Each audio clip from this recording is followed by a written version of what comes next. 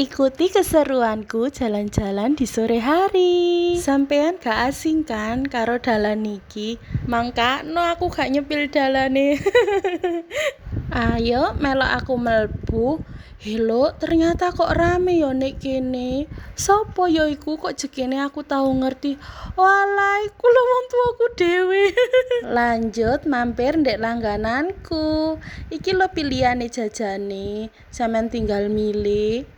Dan sampean ngerti kelanjutane. Yo dadi reunian sak keluarga, tapi iki versi sing gak lengkap yo rek. Yo ngene iki keluargaku nek kumpul jelas mangan. Opo-opo mangan. Mangkano wonge subur-subur. Lah ternyata nek kene ana bolone maneh rek, cuma gak gabung semeja. Iki lho kondisine rek lho. Ya wis ngene iki rek suasanae. Ya wis ya rek, ngene ae ceritane. Bye bye.